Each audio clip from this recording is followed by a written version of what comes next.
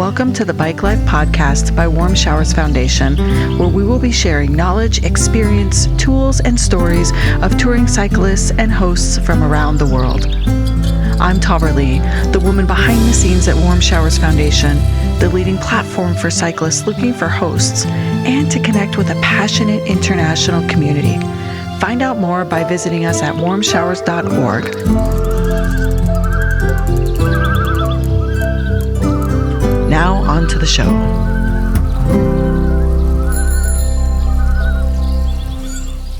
Today's guest is joining us along her scenic route from Boston in the United States, finding her way back home to her home country in the UK. She is currently in Panama City, and I am so excited to have Jo with us today. Thanks for being here. Thank you, Charlie. It's a pleasure to be here. What does it feel like to be in Panama City? Actually feels like quite a momentous point in my trip, having arrived here. I split my trip into phases. The first part of my trip was from Boston across the US to Vancouver. And then part two started from Vancouver when I turned left and came down the coast of the US all the way to Mexico and Central America.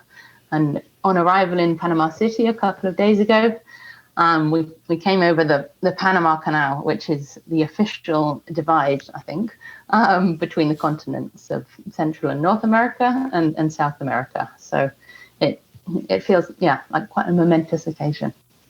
Celebrating you. Yes, that's amazing. Let's start back at the beginning of your story. So you were in the U.S. on a work visa, is that correct? Correct, yeah. And you knew that your visa was expiring soon, and you decided to make and create an adventure for yourself to find your way home. It's a very poetic way of putting it, yeah.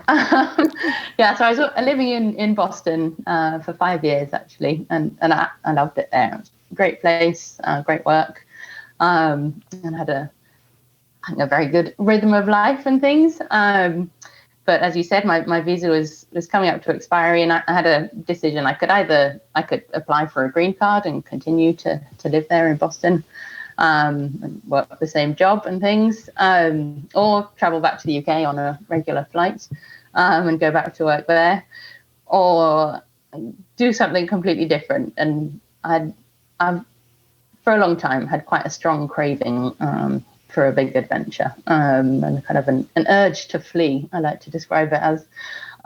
So I sort of decided to use that as my cue to set off adventuring when my visa was coming up to finish. I thought of a few different forms of adventure, and for a long time was planning to go off sailing on a boat. Eventually came back to the idea of cycling, which was the right decision with hindsight, and something that I'm much more familiar with, and set off from Boston. Middle of last May. My first leg was inspired by, I have a big family of fabulous cousins in Vancouver, and one of them, when I was visiting a year or so ago, I think said, "Oh, why don't you start just by cycling here?" I thought, yeah, all right, I'll do that. So I did. Like a little seed of an idea planted. Exactly. Yeah. And had you done a lot of long tour cycling previous to this adventure, this urge to flee?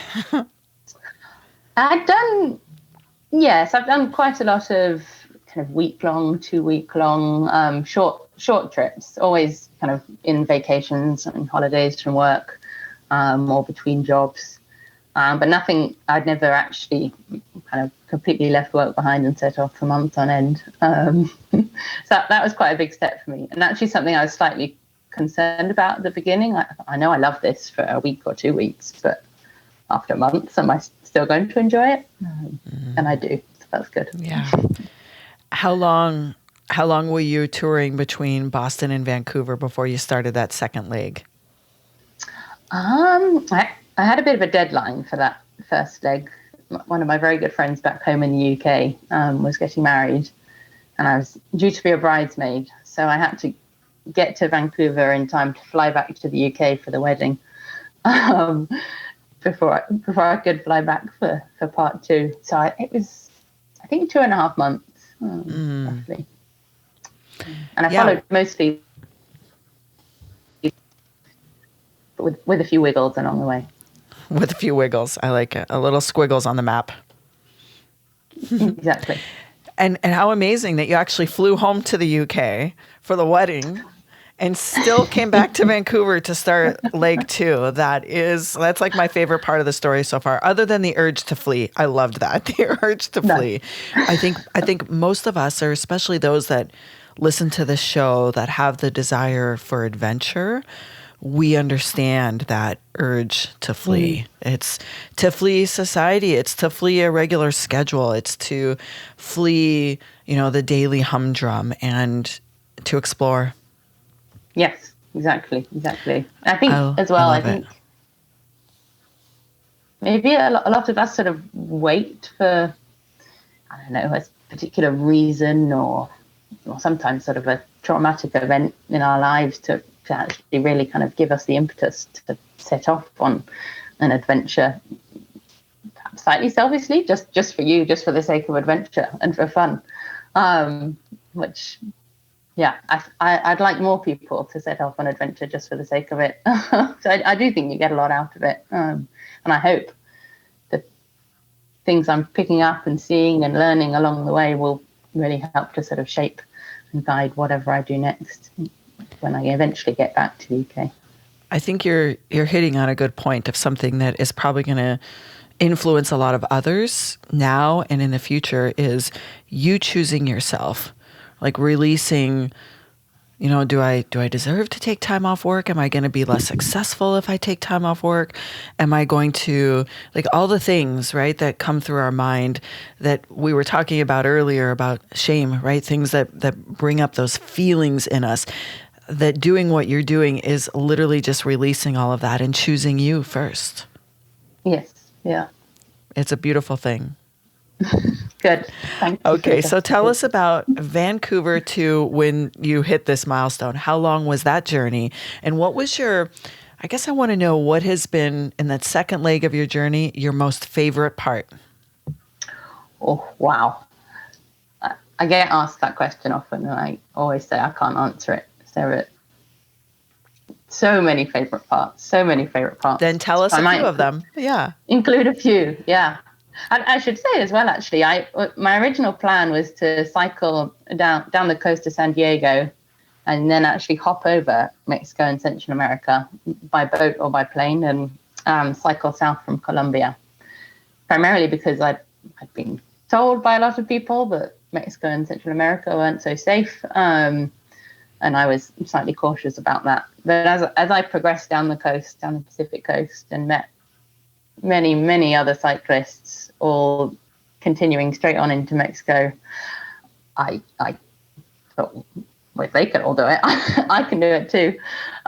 So changed my plan and headed over the border into Mexico. And of course, there's always, if at any point I hadn't been enjoying it or felt very unsafe, I could always stop and skip on.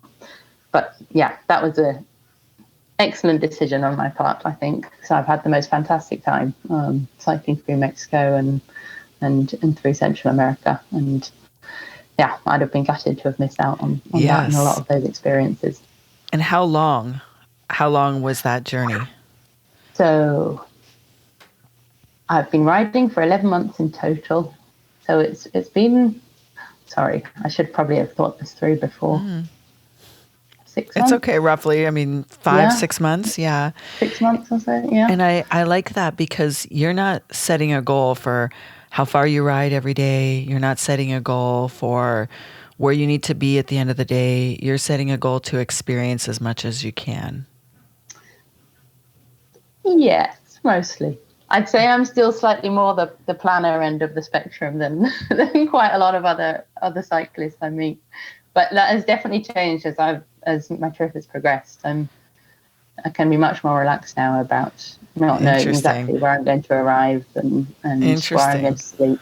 And so, so if you are a bit of a planner, then tell us about, how do you like to plan? Do you plan a day in advance, like a week in advance? Like how does that work for you? Because for other people that are listening and they haven't journeyed for a long period of time, it helps them to see the perspective of if you have the planner in you and you're like, I need to know where I'm going to be, where I'm going to stay, especially if you're working with Warm Showers hosts.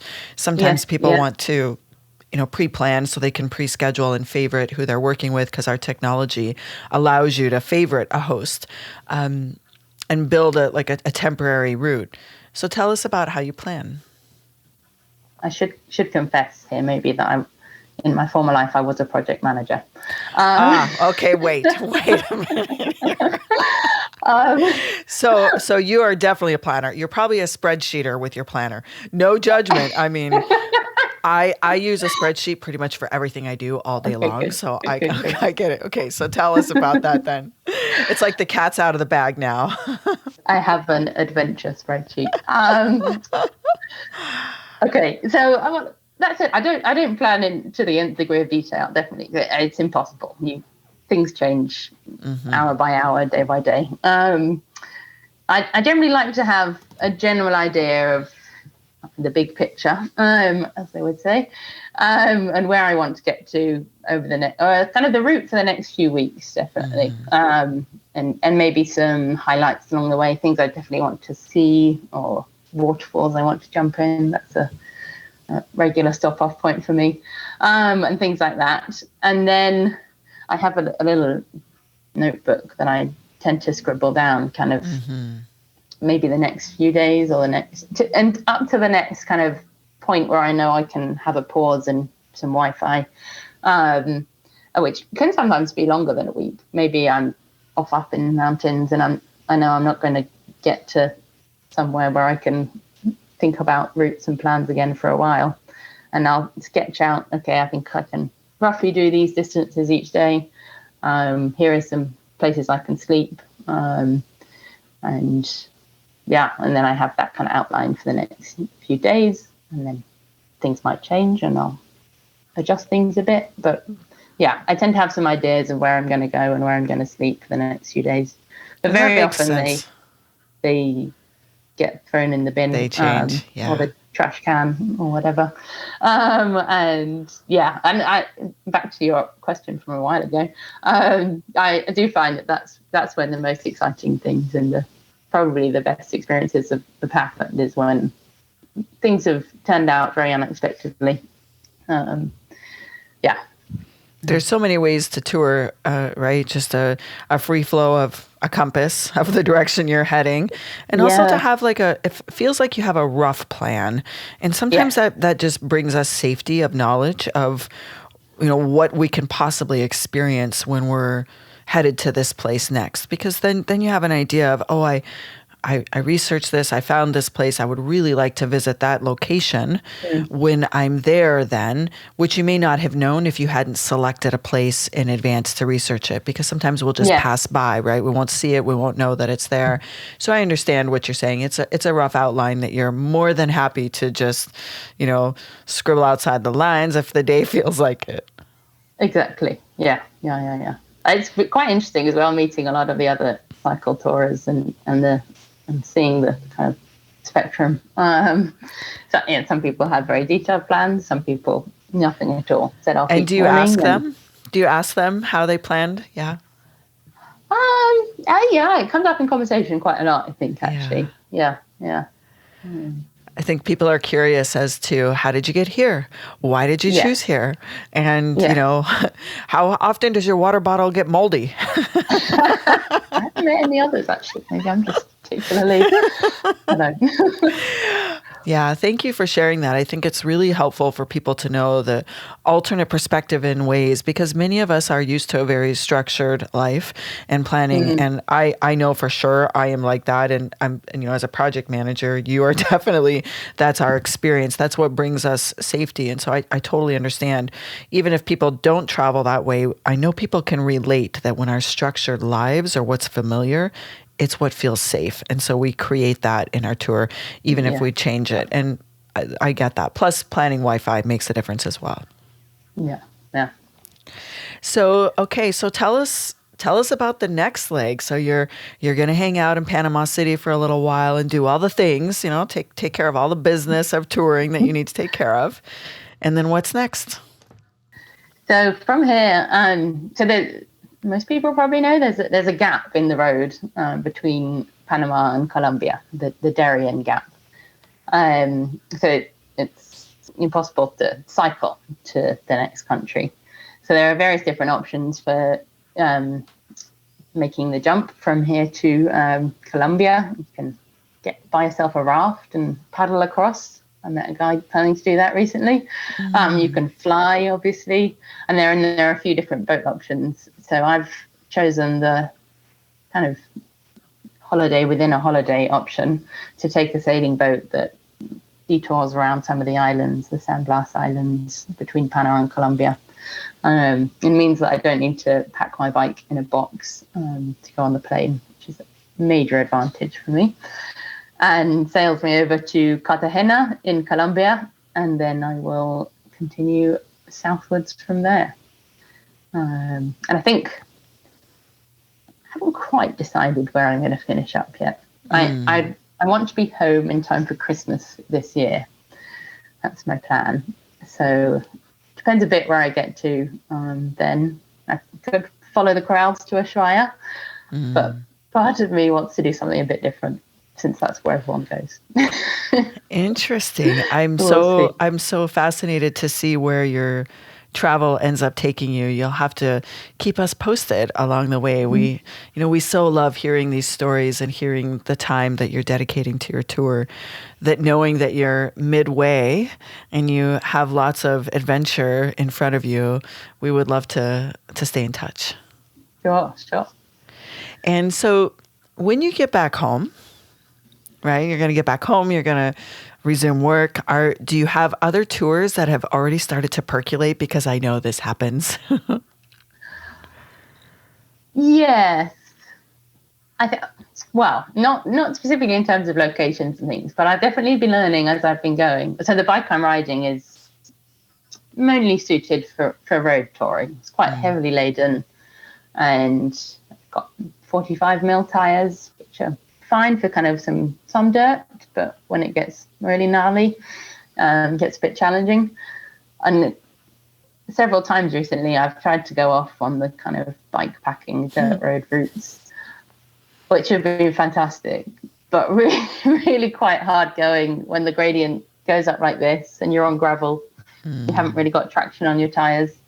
So I've been, it's gnawing at me a bit that I want to do a trip that's a bit more in the back road, a bit more of a bike packing trip, probably you'd say, something a bit more remote and without so much traffic, and also spending even more time kind of exploring and bimbling about a place, rather than having quite such a, I guess, some of the countries recently, particularly in Central America, I've sort of just bombed through on the Pan American Highway, which has been entertaining and fun as well in other ways, but I felt quite guilty for not exploring the countries and finding out more about them and seeing the world away from that one highway, which is not very representative really of the rest of the country. Oh no, I missed all the adventure off the road. Exactly. Yeah, and there's a time and place for that. I understand what you're saying, and we're grateful that you were willing to take time to speak to us. And I mean it when I say we would love to hear how your journey unfolds and where it takes you. Of course. Well, how can people follow along and join you on your journey? Where can they reach you? Do you have any social media links, handles? Oh, goodness. I do. I am not a good Instagrammer. I'll say that now. I did start by doing a few posts, but my last post on Instagram is from San Francisco, I think. So quite some months ago. They're welcome to follow me and message me on there, but just don't expect regular updates and photos and news of my travels along the way. Maybe by the time the show's aired, I'll have done an update post from Central America or something. maybe that's something for my list while I'm here. Maybe your first post is going to be a photo that you just did an interview for Bike Life podcast for Warm Showers, and tag us and we'll share it. There you go. That'll be perfect. Maybe? Yeah. Okay. Yeah, I think that people are always wanting to connect, especially if they're going to be traveling in an area you've been, or we have several people that have been volunteers and participated in the organization in Colombia. And so especially those that might hear it, if you're in Colombia, they might want to connect with you and offer to host. Because I know we haven't talked about this, but I know you're staying with various Warm Showers hosts along the way. And when people listen, sometimes they're like, oh, wow, come to see me in Colombia, Joe. I would love to have you. So it's a great way for people to connect with you and offer accommodations. I'd love that. Great. All right. So there you go, listeners. Well, tell them your handle. We forgot that part. What is your... Oh, it's Go Joe Davies, spelled GOJODAVIES. Wonderful. We will put the link to that in the show notes. Thank you, Joe. This has been delightful and fun. You have such a beautiful smile. I can feel the joy of this journey expressed on your face. And for those of you that are watching us on YouTube, they're going to be able to see it as well. So thank you. Thank you for coming and sharing your story.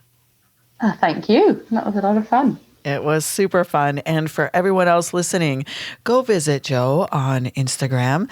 And if you are in Colombia or in that area, anywhere, and you would like her to make a detour off the highway and come stay with you, message her. She would very much appreciate that. I would. I really would.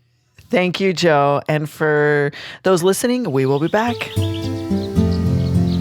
Thank you for joining us, and we hope you enjoyed the show as much as we enjoyed making it. Wherever you are listening, please leave us a rating and a review, as it helps us reach more cyclists and hosts around the world. Visit us at Warmshowers.org to become a part of our community, or on Instagram at Warmshowers_org. If you would like to be a guest on the show or submit a question, please make sure to email us at podcast@warmshowers.org.